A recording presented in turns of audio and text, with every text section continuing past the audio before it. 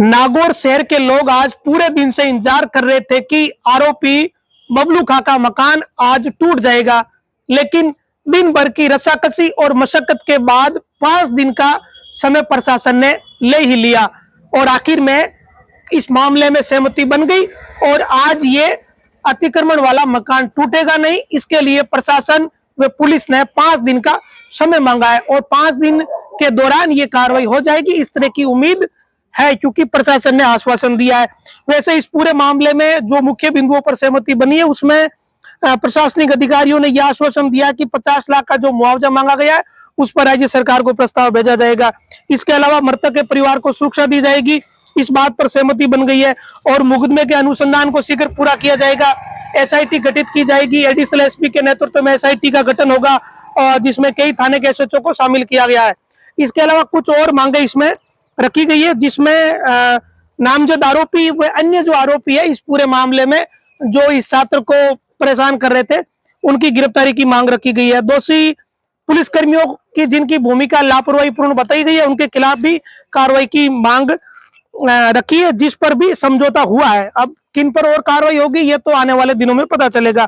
और मकान को लेकर मुख्य बात थी कि इस आरोपी है जो बबलू खां रसूल, उसके घर को तोड़ा जाए, लेकिन 5 दिन का समय प्रशासन को मिल गया है। प्रशासन ने ये कहा है कि 5 दिन का समय दिया जाए, यहाँ आवश्यक अनुसंधान पुलिस को पूरा करना है क्योंकि ये घटना स्थल है। सबसे इंपॉर्टेंट बात यही है, लोग सुबह से मांग तो ये कर रहे थे कि इस मकान को ध्वस्त कर दिया जाए, तोड़ दिया जाए, लेकिन यही वो जगह है जहां पर हत्या करी गई, तो ये घटना स्थल है और आरोपी को आज से रिमांड पर लिया गया। अगर इस घर को तोड़ दिया जाएगा तो वो पूरा घटना स्थल ही ध्वस्त हो जाएगा, एक तरीके से कह सकते हैं कि मुकदमा खराब हो जाएगा।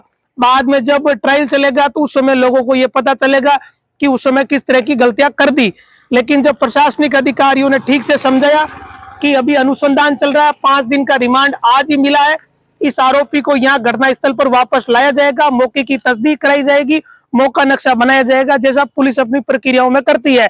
तो ये सारी चीजें अभी बाकी पड़ी है और इससे पहले ही अगर इस मकान को तोड़ दिया जाएगा तो घटना स्थल ही नहीं बचेगा।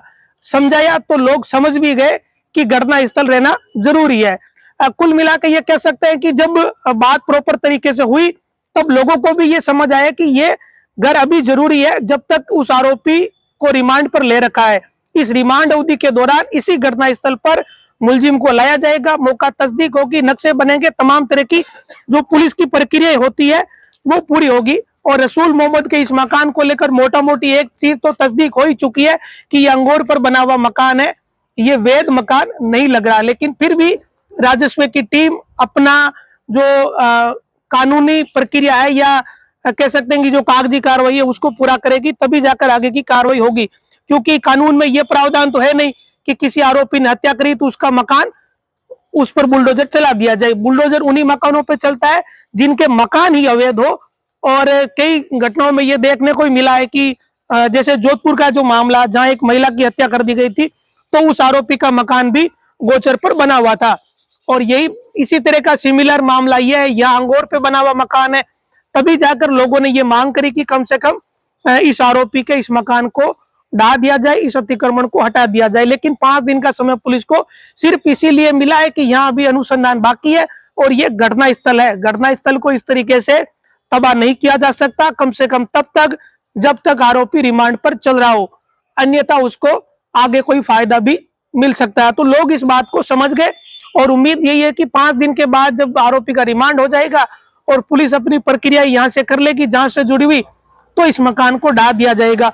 कुछ और मांगे परिवार के लोगों ने रखी है, जो पुलिसकर्मी जिनकी गलती है उन पर कार्रवाई हो।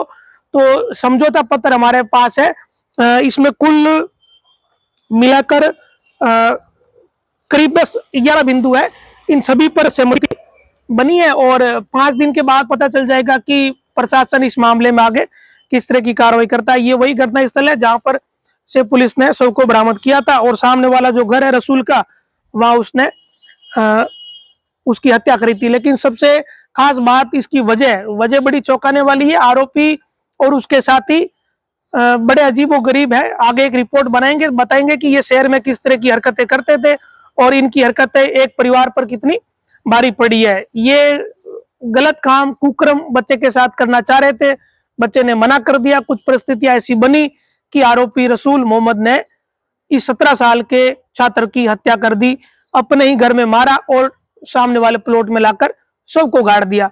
परिवार और पिता की पीड़ा यह है कि वो 14 दिन तक भटकता रहा, बार बार उसने फुटेज दिखाए लेकिन पुलिस ने ध्यान दिया नहीं।